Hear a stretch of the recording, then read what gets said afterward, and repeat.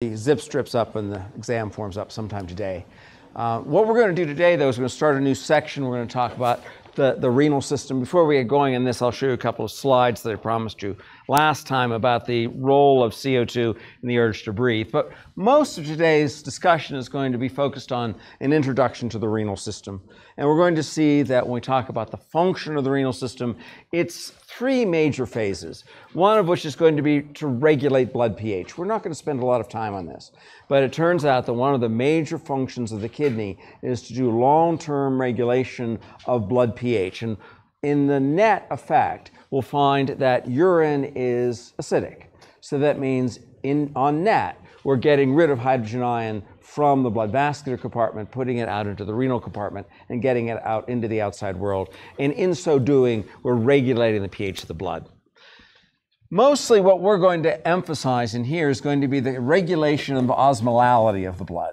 And this is something we more or less know intuitively. We know if we go out and drink a bunch of water, then we have to go to the bathroom. That's getting rid of extra water. We know that if we take in a salty meal, that we get really thirsty, and then we have to get rid of that extra salt. And we'll talk about some of the hormonal controls of that. But by and large, one of the major things the kidney is going to do is it's going to regulate the osmolality of the blood, the extracellular environment. And then the third thing that it's going to do is it's going to eliminate nitrogenous waste. A byproduct of breaking down proteins is the generation of nitrogen. And as we generate that nitrogen, we then generate ammonia, NH3. Now, as long as we were single-celled organisms, this wasn't much of a problem. Even as fish, it's not much of a problem. The ammonia can easily diffuse right out into the outside world, into the extracellular environment. But once animals came onto land, then they had a new problem. They had a new problem of how to get rid of this nitrogenous waste. And we'll find here, just in passing, that birds, reptiles, and mammals solve the problem slightly differently. Mammals that we're most concerned about as being humans use urea as the waste product. And so what mammals do is in the liver, they'll take this ammonia, which is highly toxic, and convert that to urea. And urea is a really simple molecule. It's a carbon with a double bonded oxygen and two amines. It's stable, and what's more, it's highly water soluble. So mammals have figured out a way to get rid of this nitrogenous waste through this really clever mechanism of putting the ammonia into solution in a non-toxic form in the form of urea and getting it to the outside world.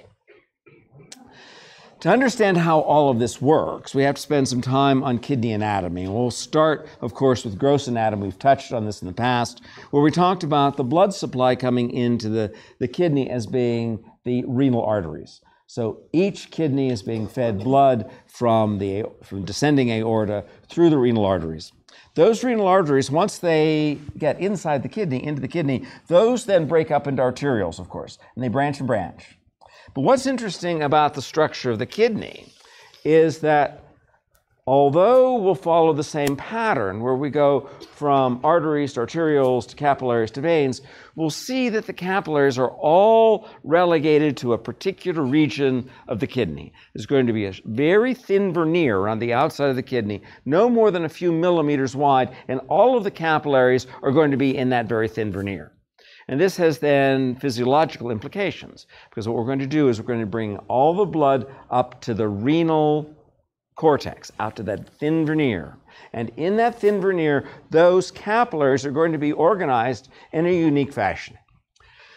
We're going to see that the capillaries in the renal cortex are organized into structures called glomeruli.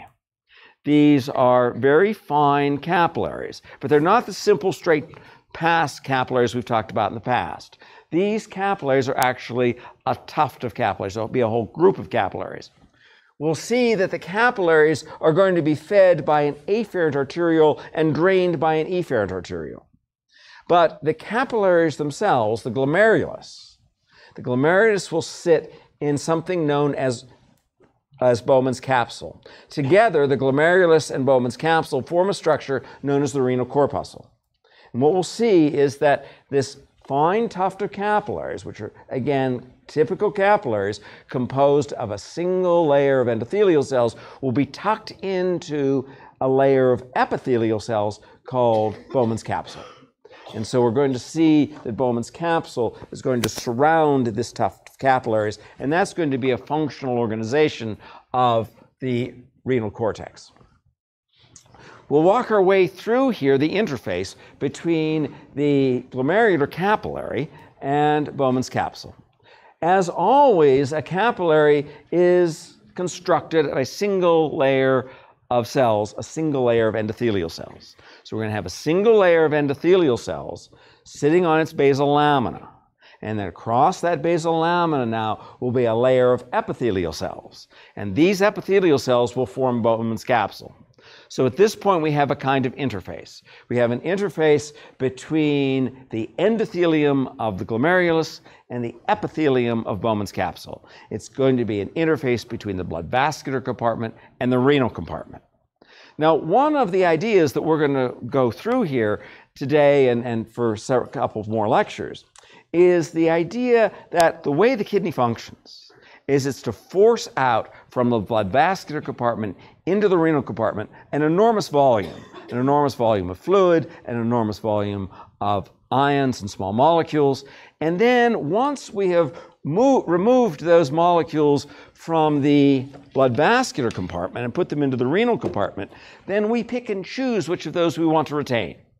We basically reabsorb those molecules and water that we want to keep, and we bring them back into the blood vascular compartment from the renal compartment. And we're going to talk about this interplay. And the first discussion of this interplay is going to be something known as glomerular filtration. We're going to see that the blood is going to flow into the renal corpuscle. It's going to flow into that fine tuft of capillaries. And just as we saw with other capillaries in hemodynamics, and put your phone away and appreciate it. Thank you. And then what we'll find then is that we now have a site where blood flows into the renal capillaries. There's going to be a pressure. It's hydrostatic pressure. So we're going to force out water and small molecules from the blood vascular compartment into the extracellular space and then into Bowman's capsule. Then once the fluid is in Bowman's capsule and the ions are in Bowman's capsule, these small molecules in water will be resorbed back into the blood, and we'll follow our way through this idea of glomerular filtration then into the proximal convoluted tubule. And we'll see in this process, glomerular filtration is going to look just like we saw for hemodynamics in capillaries a while back. Before we do that, let me show you a couple of slides that I promised you from last time. And we won't spend too much time on this. I just wanted to show you some formalized slides to describe the urge to breathe. And the way these graphs are plotted is on the axis, there is partial pressure of carbon dioxide in the plasma. And remember, this will be on the arterial side. And pH going from 7.4 down to 7.33. So this is just a representation of carbon dioxide, because remember we said the carbon dioxide in plasma was going to generate a hydrogen ion and bicarbonate ion. And we see that normally, as you sit here quietly in this room, your normal resting rate is about 5 liters per minute. This is about 10 to 12 expirations per minute. And then as we lower the pH, we can see we then go up in rate of breathing. So again, it's as we acidify the cerebrospinal fluid, then that gives us a stronger urge to breathe, and we increase the rate of breathing. But we also said that in the periphery, there were chemoreceptors. Those chemoreceptors were found in the aortic body and in the carotid body, and they then were also monitoring for CO2. So again, you can see as we increase the arterial PCO2 so that we're not as efficiently scrubbing the CO2 out of the blood, we see this sort of sweep of the increase in the rate of breathing. So we start out here at rest at about 5 liters per minute, and then by the time we get down to about 44 here, we're up to around 10. It really doesn't look like that's a big effect in the periphery. So mostly we can think about, even under exercise conditions, that we're using the acidification of the cerebrospinal fluid to urge us to breathe. And then this is the other chemosensor. And I find this is the more interesting of the two, partly because it's the oxygen sensor. And remember, if things are working normally, by the time the blood passes from the pulmonary capillary beds into the left side of the heart and then out through the aorta, that those molecules of hemoglobin ought to be fully saturated with oxygen. And so what this is telling us is normally we're up around 100 millimeters of mercury, and this is the minute volume. We don't really see much of an increase in the volume of breathing in and out until we get down here about 60 millimeters of mercury. Now remember that 60 millimeters of mercury is not that much higher than we have for the normal oxygen tension returning in the venous blood. Venous blood is typically about 40 millimeters of mercury, and here we're only about 60. And then we begin to see it go up pretty fast. But under these circumstances, remember, 40 is basically what you ought to have coming back from tissues. So by the time you're using your oxygen sensors to tell you to breathe, something is wrong with your ability of your alveoli to appropriately and properly add oxygen to the hemoglobin molecules. So any questions on that? Yes?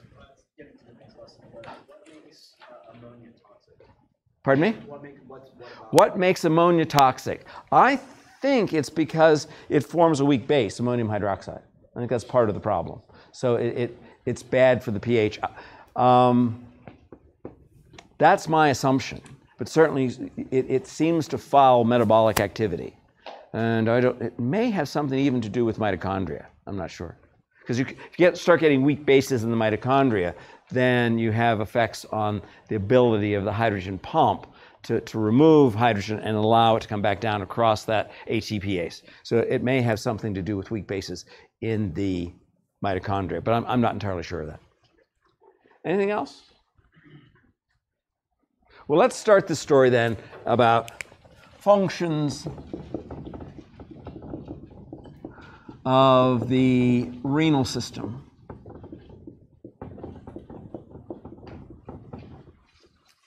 Of course, when we talk about the renal system, what we're fundamentally talking about is the kidney.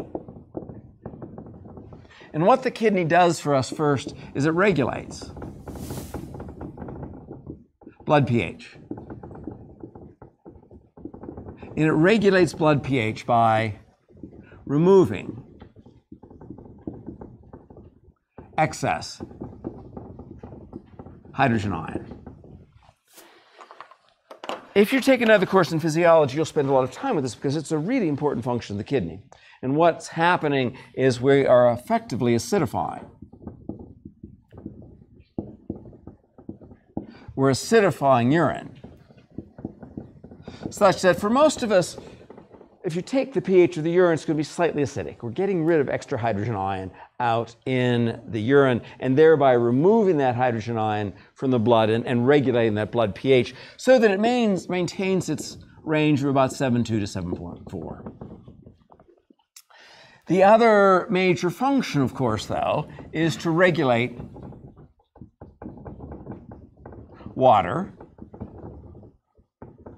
and salt balance.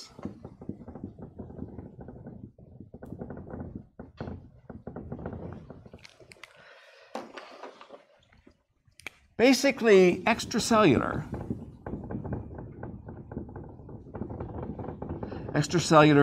fluid, you can read blood plasma if you'd like,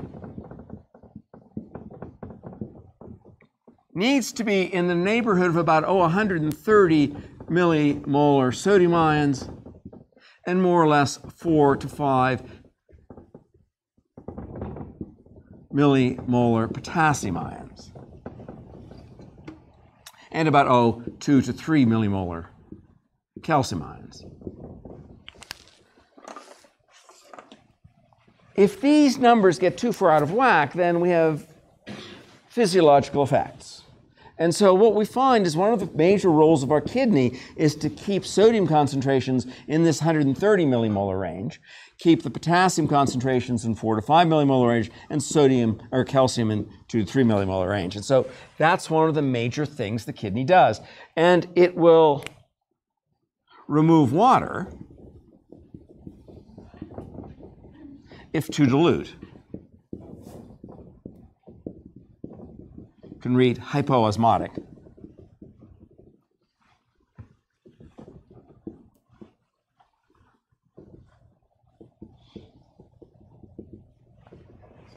And remove salts, particular sodium, if too concentrated. You can read hyperosmotic.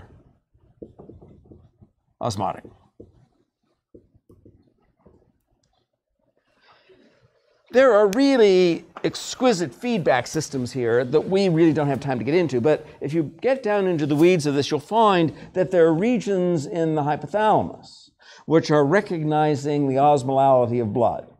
And if the osmolality of blood becomes too hypoosmotic, that is, it becomes too dilute, then there'll be signals sent to the kidney to now get rid of more water. Retain salt, get rid of water. But now if things are getting too salty, then what you want to do is you now want to retain all the water you can, but then get rid of excess salt. And there are wonderful control mechanisms in normal kidney for doing that. And it's a complex interplay between the hypothalamus and the kidney itself. The third function is to regulate nitrogenous waste.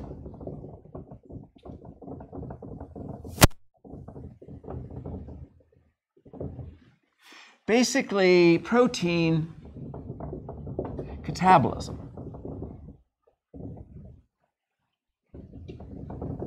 When we tear down proteins, we have a byproduct of ammonia. Just as a reminder, in the old days when we were living in an ocean as a single-celled organism, the byproduct of protein catabolism of NH3 was not really much of a problem because it simply diffused from inside of the cell across the plasma membrane into the outside world. Even in fish, because fish are in such an aqueous environment, it's easy to load the ammonia right into the blood vascular compartment and then get rid of it by diffusion across the gills. Where you begin to find a problem with nitrogenous wastes are in birds,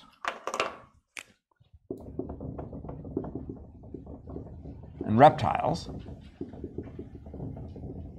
And birds and reptiles will use a waste product called uric acid.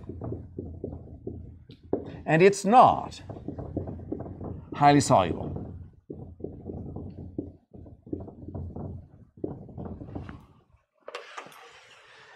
Now, we won't get too far into this, but it turns out birds and reptiles have their kidneys directly linked to the cloaca, basically the large intestine.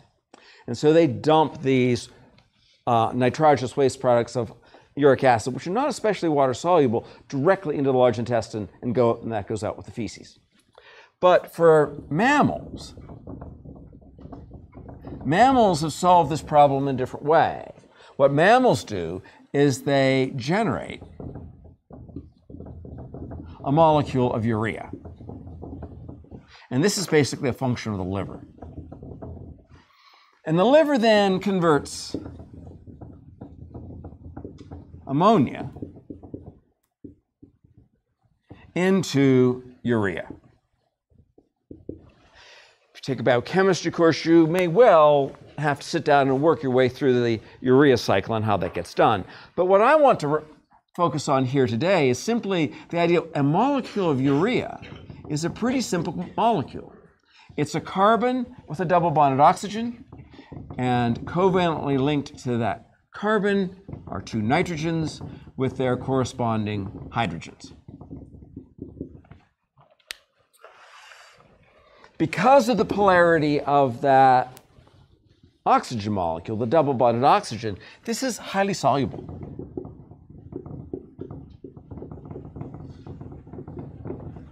And what's more is it's relatively non-toxic.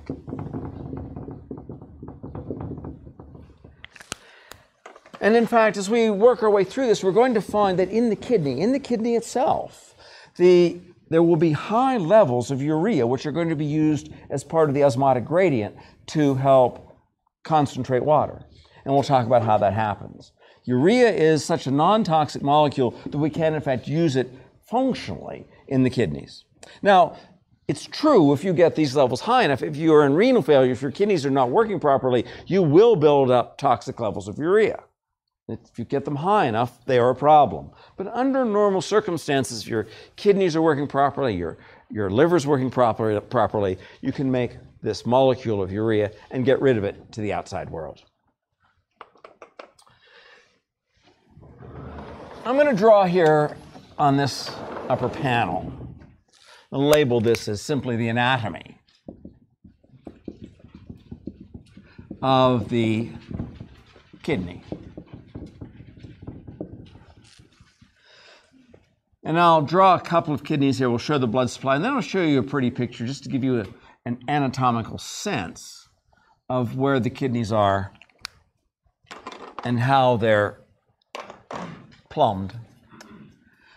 We've talked about this before in that this is the descending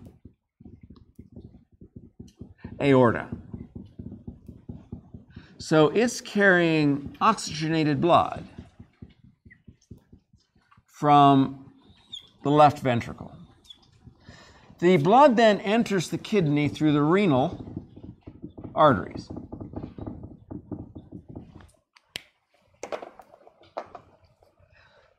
Then these renal arteries will branch and branch and branch into hundreds or thousands of arterioles. And the arterioles feed blood to specialized capillaries.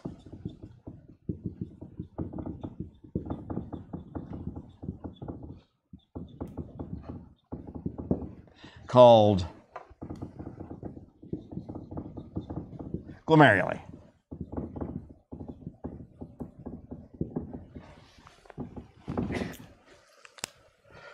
One of the anatomical distinctions we need to make here, and I'll point it out at this point, and we're going to come back to it over and over and over again, is that there's this thin layer around the outside of the kidney. Now, I'm showing this in 2 dimensions, but if you would look at this kidney in 3 dimensions, you'd see all the way around. There was this renal region out here we call the renal cortex. The remainder here, and let me hash this in orange,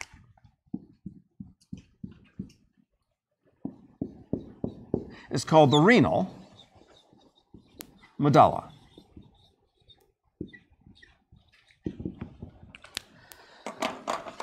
Now, one of the ideas we have to hold on to as we work our way through a discussion of the kidney itself is you have to be familiar with and fluent with this idea of having this thin rind of a renal cortex. All of the blood coming in through the renal arteries and branching into the renal arterioles and then into the glomeruli, all of that blood is going to go to the renal cortex. And in fact, we can say here that all glomeruli are located in the renal cortex.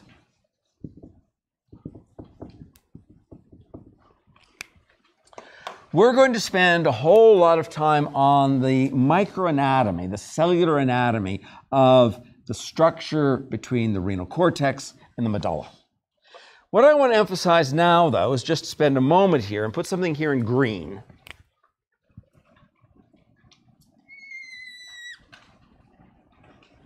And this sort of teardrop structure I'm trying to label here in green is called the renal calyx. And the renal calyx collects urine from the kidney. You can spell this out.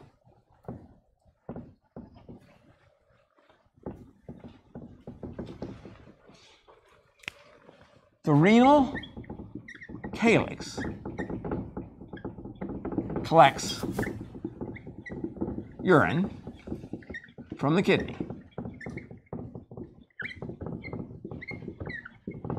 This urine then passes from the renal calyx to the ureters. So each of the kidneys will have this tube leading out of it called a ureter. Both ureters drain into urinary bladder.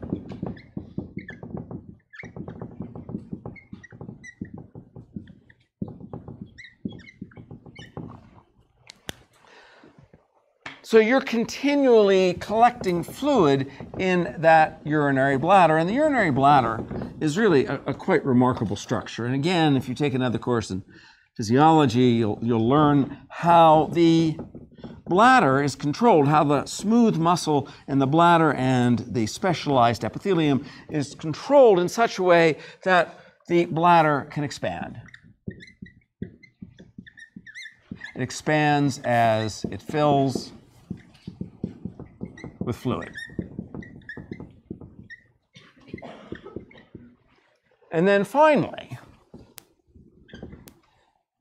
the fluid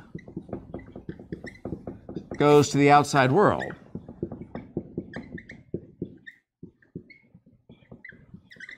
From the bladder,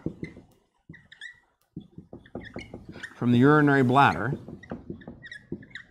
through the urethra.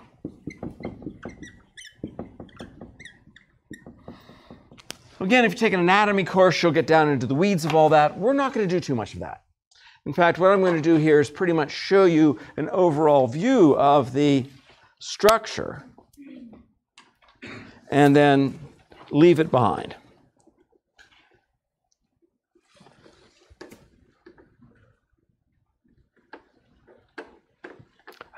Thought I'd open that.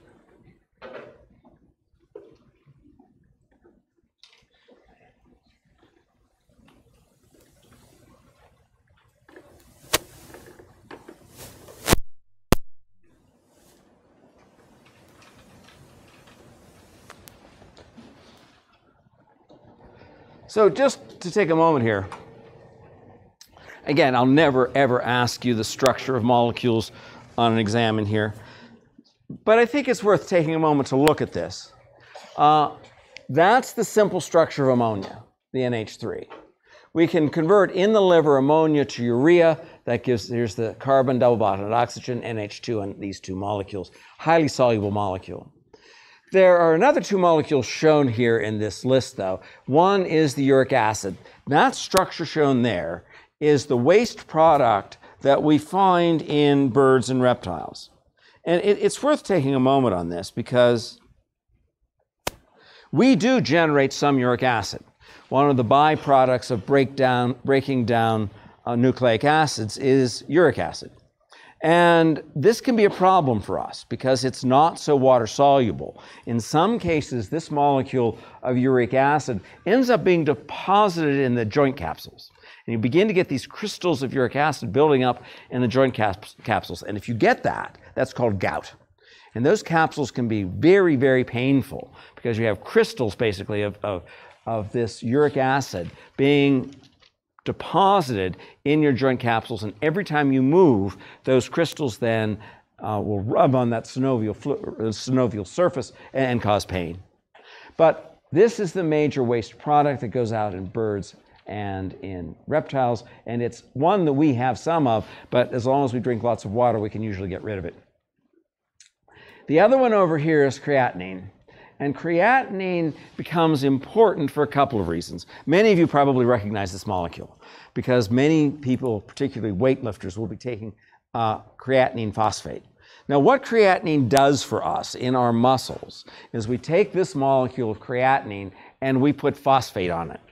And that phosphate on the creatinine now becomes a readily available source of phosphates. So when we're exercising, we can now take the phosphates off the creatinine and use that phosphate and put it into ADP to make ATP. So it's a readily available source of phosphates to make ATP. But once you've removed phosphate and you come up with this creatinine molecule, it's a waste product. You can't do anything with it. So what you do is you put it out into the blood, it goes into the kidneys, and then goes to the outside world. And if you've ever looked at a renal panel, what you'll often find is there will be a measurement of creatinine in the urine. The reason the measurement of creatinine in the urine becomes important is that it's freely filtered but not reabsorbed. And so that you can then get a rough estimate of how much creatinine there is in blood by looking at what there is in urine. If those get to be out of balance by very much, that implies there's a problem with the kidney function. And the first pass in looking at kidney function on a blood panel, as a urinalysis rather, will be to look at creatinine levels to see and make sure that there's not a disproportionate amount of creatinine in the blood. This is basically a pretty picture of the crude drawing. I put it on the board and won't belabor it too much, but it's meant to show how the descending aorta branches into the two renal arteries, feeding blood into the left and right kidney. This yellow structure up here is meant to be the adrenal gland, adrenal, on top of the kidney. Then the blood then flows into the renal cortex, and I'll show you that in the next slide, and is drained by the renal vein. And then the fluid, which is generated in the process of filtering the blood and getting rid of the excess ammonia and getting rid of basically the excess urea and maintaining water and salt balances, once all of those requirements are met, the excess fluid or salts comes out into the renal calyx here, down into the ureters, one from each kidney, combining in the urinary bladder, and then to the outside world through the urethra. And if there's a term here that you may see referred to, they're said to be retroperitoneal. That means the kidneys are behind the peritoneum. It's just a function of how they develop. I'm going to show this as a slide, and then I'll try to more carefully describe what's going on. It's really what I drew on the board, and it's trying to convey the idea that the renal artery will branch into these arterioles. And then all of the blood, all of the oxygenated blood coming into the kidney, flowing into the branching arterioles, is destined to come up into this very thin veneer on the outside of the kidney called the renal cortex. The regions here that they're showing in the medulla are these structures are called the renal pyramids, simply by their shape. They look like pyramids, so they're called renal pyramids. This structure is almost entirely parts of the kidney, which we're going to talk about, these great long loops of the nephron where we move water from one compartment to the next. What I want you to recognize from this figure, though, is that all of the blood coming into the kidney goes to the renal cortex. And it first flows to the renal cortex. We'll see a little bit will flow down through the medulla, but almost all of it goes up through that renal cortex. And this again is sort of a picture of that. If you put your phone away, I'd appreciate it. So this now is the blood coming in from the descending aorta. This is the renal vein draining the kidney. And all of these blood vessels are going to end up in this very thin layer on the outside. So what I want to do now is think about that blood supply that goes up into the renal cortex. So I want to think about what's going on up here in this thin veneer. And we'll take this next panel and we'll label this as blood supply to the renal cortex. And the rules that we've learned about in the cardiovascular system are going to apply here in the sense that there's going to be oxygenated blood coming into the kidney. That oxygenated blood is then going to feed into a series of capillaries. But now in the kidney, these capillaries have a new name. They're really nothing more than an ordinary capillary, which formed by a single layer of endothelial cells. But the anatomic distribution and the anatomic organization of the capillaries in the kidney is unusual. And so we can take this panel and describe the renal capillaries. You can read glomeruli.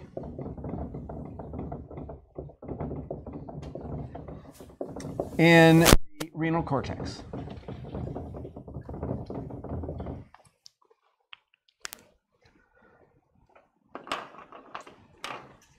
Well, when we talk about this structure, we see that there's this branch of the renal artery comes in, and I'm going to show this as a kind of simple oxbow, but in fact, if you look at this histologically, you find that this region in here, which we're going to call the glomerulus, is basically a capillary. I'm going to say it's a highly branched.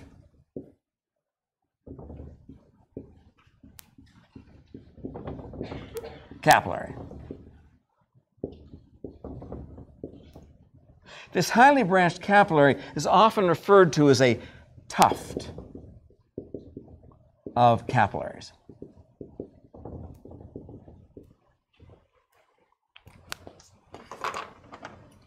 So the blood flow through here is in this direction.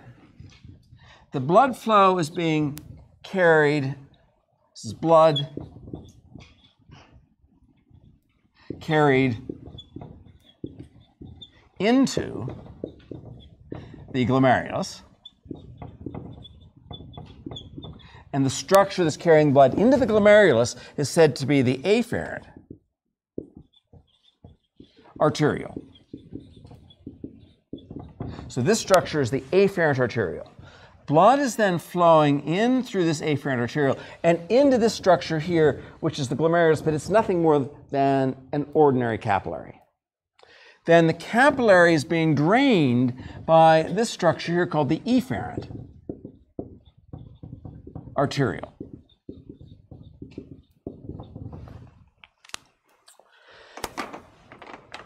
Now, these glomerular capillaries are always nested in a structure. They're nested in a structure I'm going to draw here in black.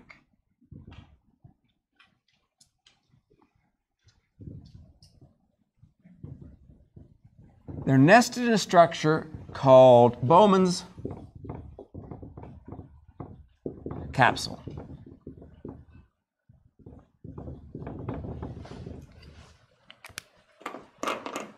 I think it's useful to point out that the glomerulus, because it's effectively a capillary,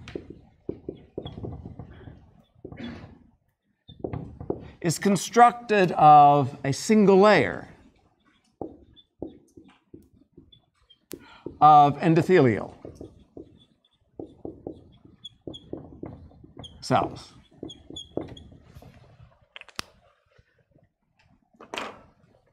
Bowman's capsule is constructed from a single layer of epithelial cells.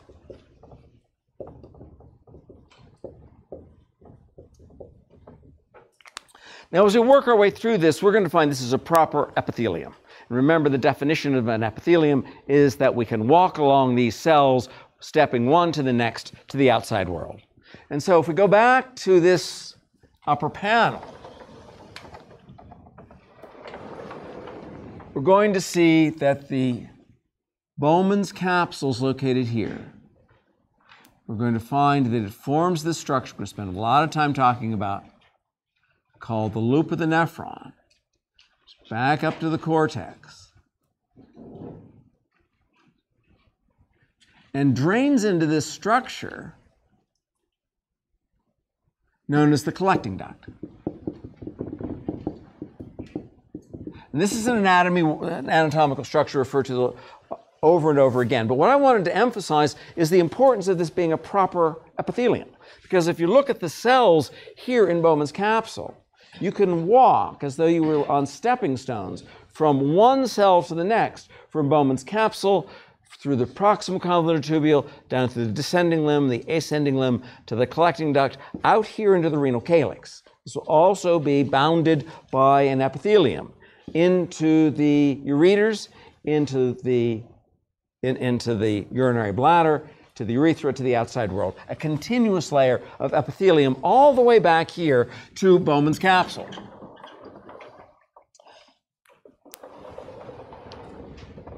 So this is sort of the more or less gross structure. And what I want to do now is I'll put a couple of these in here. I want to lay out these endothelial cells.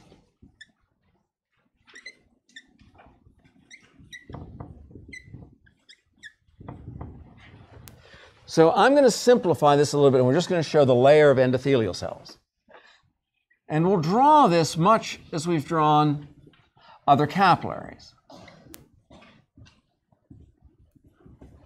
So this is the endothelium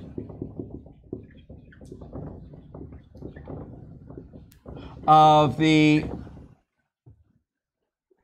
glomerular. We can just say glomerulus. Or you could say glomerular capillary. The orientation of these, as we have seen so many times before, these endothelial cells sit on a basal lamina.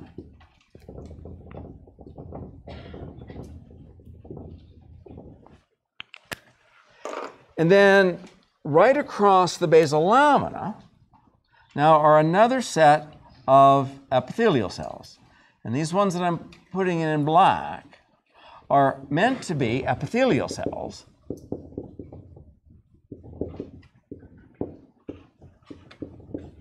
of Bowman's capsule.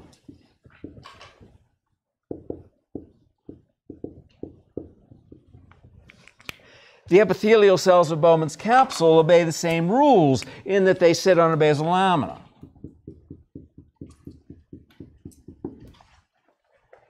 And if you ever look at a high resolution, high magnification view of this, you find this is a thickened basal lamina. It's sometimes known as a basement membrane.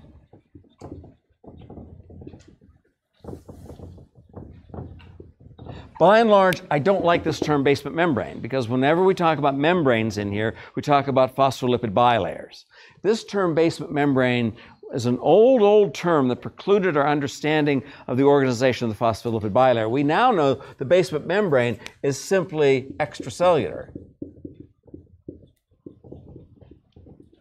proteins. They're highly negatively charged and probably do play some role in filtration. But now let's come back here. The blood's flowing through these renal capillaries, the glomeruli, and coming right next door to these epithelial cells, which in Bowman's capsule, these epithelial cells have a special name. The name is the podocyte. And one of the things we begin to recognize when we look at the ultrastructure of the endothelium and the podocytes is that there are sizable gaps between the endothelial cells, one to the next, and the podocytes themselves. So what we see then is that there are these gaps that permit water, small molecules,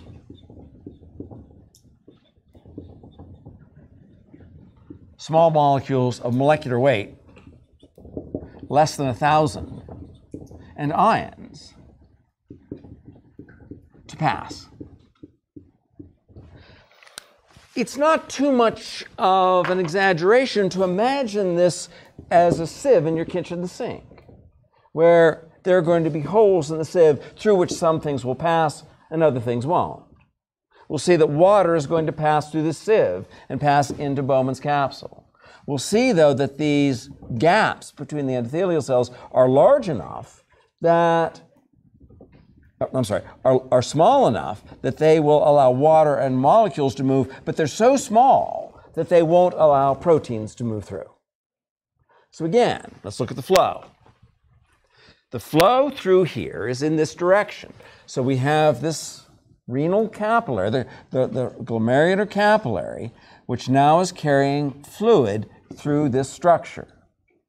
If we walk our way back as we can up above, where we go from the renal corpuscle back to the arteriole, back to the renal artery, back to the descending aorta, we're going to be, before too long, back in the left ventricular chamber. So this is the high pressure side of the vascular system. And if we take a measurement down here, we find that there is a hydrostatic pressure. There's an outward pressure here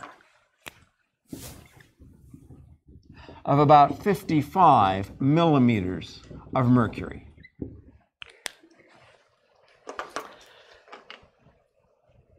The gaps between adjacent endothelial cells will allow anything with a molecular weight less than about 1,000 to pass through. That means we're going to pass through things like glucose and amino acids and ions. But what will remain behind here are going to be the plasma proteins. And what we find is the plasma proteins will now generate an osmotic force of about 30 millimeters of mercury. Well, let's leave it here. What we'll do next time is we're going to balance this situation so that we're going to have a net outward force of about 10 millimeters of mercury. Again, a pressure differential. We're going to get a flow. And we'll talk about the molecules flowing from the blood vascular compartment into the renal compartment.